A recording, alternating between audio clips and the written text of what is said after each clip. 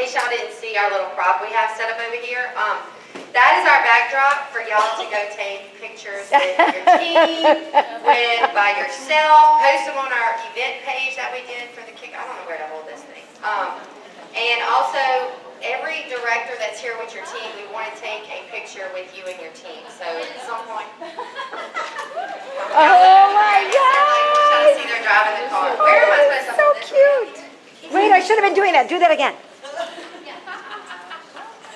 cute. If you step away from and being in front of it, yeah. There we go. Okay.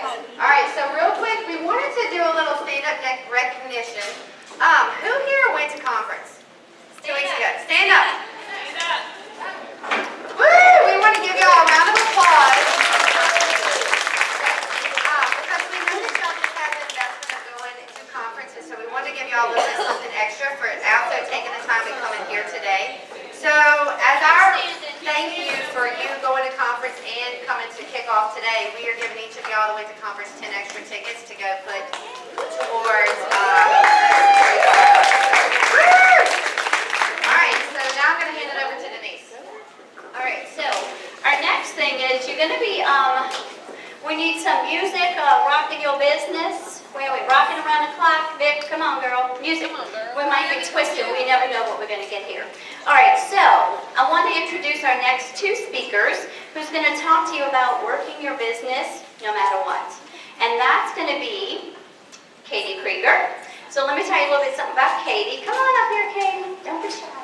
All right, she celebrated 11 years in her business. She has $650,000 in career sales, over 100 career recruits, which means they're qualified recruits. She's earned top-level incentive trips since her very first year in the business, and is a 9-time Excellence Award Achiever, a mid for busy children from the ages 17 through 8, and she has 2 other businesses/jobs. So then our next speaker is going to be KImberly Fuselier, who is a director on Kadee's team. Kimberly is a mother of 3 kiddos, as she says, 10, 10, and 4, and the 4-year-old's going on 14. You all can relate, I'm sure. So until yesterday, she worked her business with a child either at her knees or at her feet or at her side, and sometimes even on her lap. They're all finally in school. And Kimberly promoted 4 directors in 1 year, and 2 of them were fast-track directors. She has over $108,000 in career sales, along with 29 career recruits. She earned excellence in developing directors, which is not an easy thing to do. And she earned the Bahamas cruise. And Kadee earned the Riviera Maya, I don't forget that. So let's give this to them.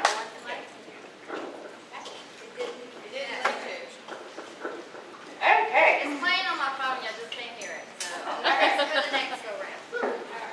All right.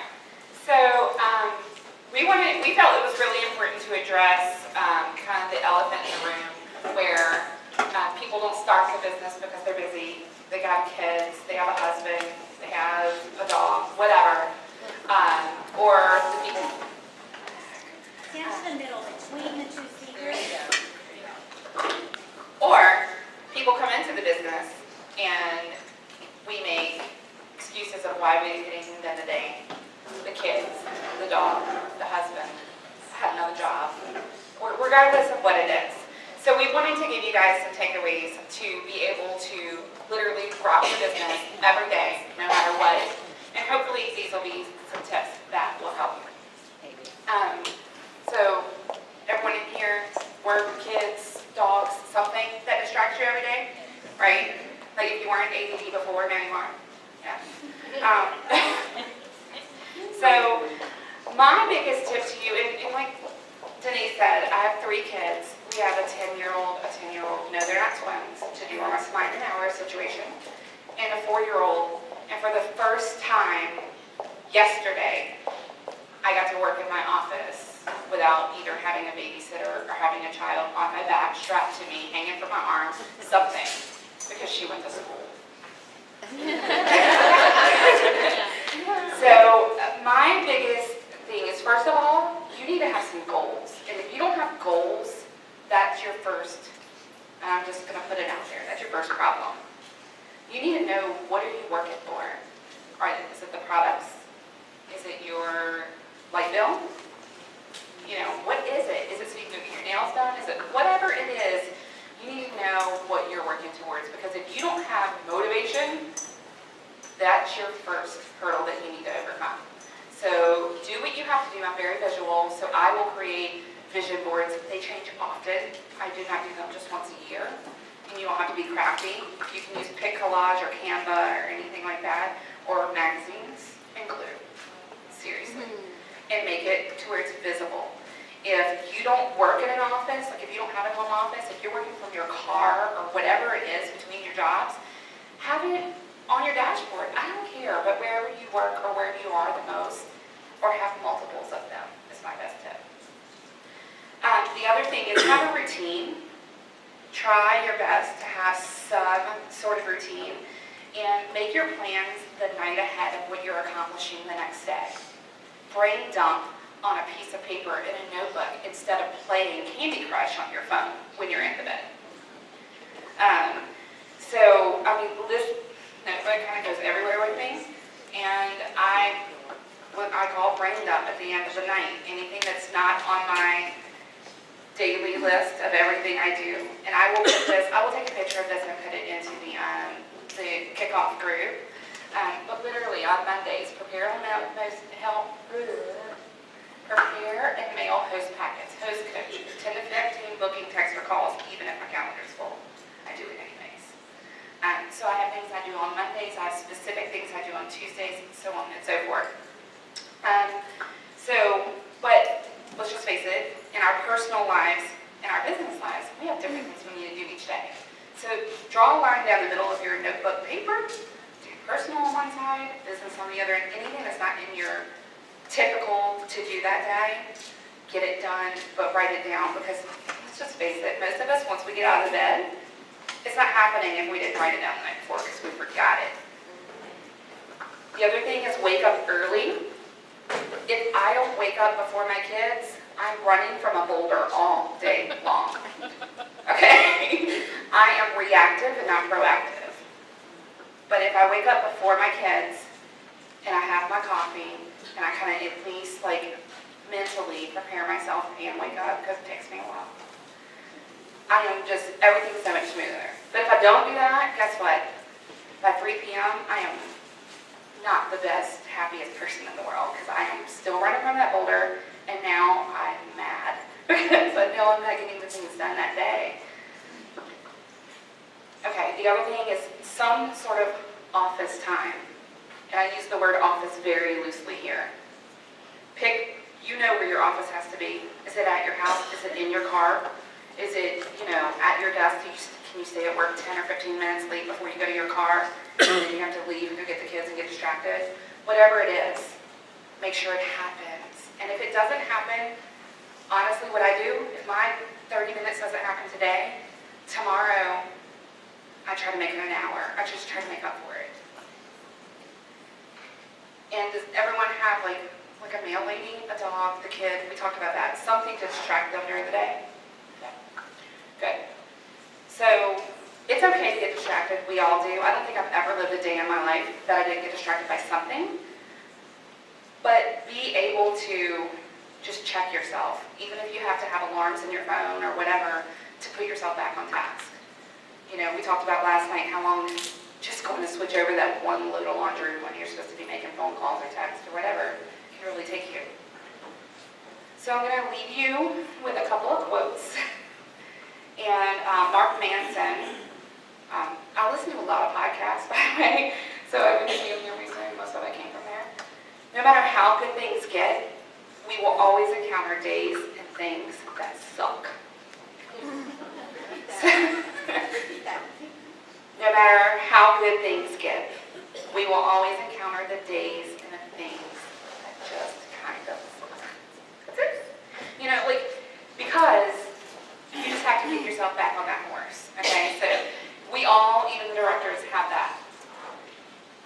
And Kadee is going to kind of address some of those issues, which I think we all need to hear too. And another quote that kind of leads into what she's going to offer, and I'm so excited about that, is we don't grow when things are easy. We grow when we face challenges. Thank you very much, Kim. Those are some great tips, absolutely. And y'all, I see some pencil pens moving, y'all definitely, that's great, write down these little nuggets, because that's one of the best things about coming to these events, is that you get those little takeaways. So I just kind of want to take it from where she left off. Let's say you have that routine that you set in place for years. For me, nap time was work time. The minute I closed the door, I really didn't care if they were sleeping or not. I would go to my office and start beating the clock and try to get my work done. When I worked full-time, I would work on my lunch break, or do kind of like what Kim would say. I would make a phone call or two before I left the office. I had this deal I would make with myself when I got home. If I got home before the kids got home, or if I had like a few minutes before everything in the afternoon went crazy, I'd make a deal with myself to take 5 minutes, make a phone call or two. And that worked really well. But let's just face it, there are days when things don't work well. When one day leads to the next, or you're working diligently and you're not getting the results you want. And I want to talk about those days, because we all have them.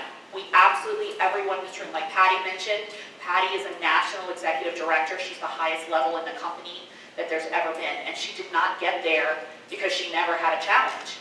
She got there because when she had a challenge, instead of choosing, you know what, this just isn't working, I'm just, I'm not going to have sales this month. Instead, she regrouped and fought the challenge, was solution-minded, and made up her mind to keep going. And I'm going to tell y'all right now, and people who know me and my director can attest to this, I have done some crazy things through the years to try to be solution-minded. I have come up with some ideas that absolutely did not work. But you know what? I went into it thinking, this might not work, but it is better than me doing nothing and watching those days tick off the calendar, and then at the end of the month knowing I just let it go. So try the crazy things. Just get in there and be solution-minded. If you need to brainstorm with your director, call up instead of saying, I don't have any shows, I just can't get bookings. Say, I don't have any shows, I can't get bookings, can you help me? And there's just a difference in that attitude. So I'm going to give you some ideas that hopefully you can apply when you find yourself in that situation, and that will help you switch the light bulb on to being solution-minded. Number one, your lead list is always growing. It never ends. If you don't have a notebook or something in your phone, a memo on your phone, if the launch list that Pampered Chef provides you, whatever it is you use to write down ideas, and a lead does not necessarily have to be someone you would have encountered. It just might be a name that pops into your head in the middle of the night, in the shower, while you're driving to Carline, whatever the case may be. Your lead list is always growing. You are encountering new people every day. You are passing by neighborhoods that you have never been in before. Take a minute and drive down the block to see how many dentist office and banks there are in one block. There's people that go into all of those buildings. There are people that you're going to be constantly meeting and adding to your lead list. So the first thing you do when you get stuck is pull out the lead list. Who are people you haven't talked to in a while? Who are people that said, maybe call me back sometime? Who's somebody that you never called in the first place, but you got yeses, so you went further down the list and never went back up to them? Consult your lead list, and you're going to go, oh yeah, oh yeah, oh yeah, and then reach out to them. Number two, and this is something that almost every person on my team has said these words to me when I suggest have your own party. Oh, we can do that? Huh. Yes, you can do that, and you should do that. You should have your own parties periodically. You don't have to have them every month, but when you're stuck, you can control your own schedule. You can look at your calendar and say, when can I put in a party? So what does that mean? What does that have to look like? Does it mean you have to invite 30 people with a red stamp invitation or an email or whatever? It could, absolutely. You could pick a theme, do a recipe, and absolutely just act like a host, like a normal host would. It's really not a bad idea to do that, because it's good to see what a host does on a regular basis. If you are a new consultant, you had a grand opening, that's pretty much what you did. You launched your party that way. But there's other ways it could look too. You could do a virtual party. You could have an open house, where instead of doing a demo, you simply set out new products or just products that are going out. This is the perfect time for that. It doesn't take that long to send out a quick text. I use Red Stamp. That's one of the main ways that I have my hosts invite people. So send out a quick Red Stamp. You can also email, you can use Red Stamp through the email as well, and then you can use that as an email that you send out. And customer connection. How many people have ever sent an email through customer connection? Raise your hands. Hi. Okay, not even, well, about half the room. So raise your hand if you don't know what customer connections is. Okay, so customer connections is a tool that you find in My Contacts, under the My Contacts tab. When you go to My Contacts and you select the top little box that selects everyone, you then have a choice across the top to click a little tab that says Customer Connections. It's an email template. You choose any one of a variety of topics, from hosting to new products, to join my team, to a blank one that you can fill in however you want. They actually have an open house one as well. And guess what? It sends it to as many people as you have in your contacts. You have 100, it'll send to 100. 500, 3,000. As your business grows, you get to send that email to everyone. It's instant. You click the little box for all your contacts, you click the template you want, you can change the wording if you want to, or you don't have to. You can just send it out right then and there, and it makes it so easy. In literally 5 minutes, you can invite everyone in your contact list for Pampered Chef to your open house. Now, you have to be making sure that your customers are going in your contact list. So when you enter your orders, just make sure you're clicking that box. And there is a way to add them in after. If you need help with that, you can find your director and she can tell you about that. Okay, you can have a roundup catalog party. What is that? That means basically make sure you have catalogs everywhere you go, and everywhere you go, let people know I'm putting in. How many people have ever had like another direct sales person that they know say, I'm putting in an order, does anyone need anything? Well, why can't we do that? They don't know that we don't have that bulk order thing that they have going on. Just say, I'm putting in an order, does anyone need to replenish some spices? You probably will have $150, and if you need to stay active, you know what, that serves a purpose. Another thing that is a great idea, kind of along the same line of having like an open house, offer something, a special class. Just say, I'm having a knife skills class. I'm having a one-pot meal class. I'm having a strawberry jam making class, whatever it is. If you don't know how to do that, look up a recipe and call it, give it a funny name and just make a recipe. It doesn't have to really be like, you're instructing them from point A to point B. A one-pot meal class is come, and we're going to make a one-pot meal start to finish together. So you're just being creative with the way that you already do your business. You're finding something to offer to them. And that's probably my #1 tip when you get stuck. Take a minute and think about, okay, you know what? I'm not expecting defeat this month. We're going to forge ahead. We're going to get some things going. Take a minute and think about what you want to offer. What do I want to offer people right now? If you start reaching out to people, you grab your lead list and you start reaching out to people, oh my gosh, it's the best chance to have a party we have. Cookware on sale, and it's the last day of the season, and we got one-pot meals coming up, and I can talk about new things. Are you in? I mean, it's too much. You read a message like that, and you're done, right? So think about what are you going to offer, and then offer it with passion behind it. In my former life, I was a journalist, and when I help my kids with writing papers, a lot of times I will tell them, stop for a minute. What are you writing about? And if they can't answer me, I say, well, we can't start putting anything on this paper until you know what it is you want to say. Then we'll look through your research and find what supports what you want to say. But go to your room, because I can't help you right now until you know what it is that you're writing about. And it's the same thing when we're trying to especially pull something together in a challenging situation. Our mind tends to just kind of start racing because we're getting that panic welled up and, I don't know what to do, it's not going to work, I have no shows, I'm just not going to be active this month, what happens if I'm not active this month? Well, take a minute and think about what you want to say. And what are you going to offer? What are you focusing on? And then figure out what format you're going to put that in. And I promise you, any of your team members, your directors are going to be able to brainstorm with you and come up with some solutions. And you're going to pull it out, and it's going to be okay. Katie, just really quick, this just happened to you. So just in a nutshell, I mean, it was so weird that you would bring that up. I'm like, okay, she's gonna tell the story, she's gonna tell the story. But, you know, at least tell them how you figured it out. Okay, so mind? I had some parties canceled for August, and I wasn't happy with that. So, when I started reaching out to people to reschedule and to get more bookings, I was having some resistance. And so I kind of switched tactics, and I decided to start, I do mostly kitchen parties in the kitchen, live, in home, whatever they're calling it now. I do a few virtual. I have experience with virtual, but it's not my big thrust. So I decided, okay, I'm going to switch focus, and I will see if I can schedule some virtual parties. And so I sent this message out to people and ended up getting 9 virtual bookings this month. So I saw a message about somebody preparing school lunches, like, you know, that Facebook message that said, hey, what's everybody putting in their kids' school lunches? And so this is the message that I sent out. Hey, Cynthia, I'm doing back-to-school virtual parties packed with ideas for everyday solutions for lunch, dinner, breakfast, and snacks for busy families. I thought you might like to be one of my groups. Tons of great ideas, and bonus, you get some free Pampered Chef.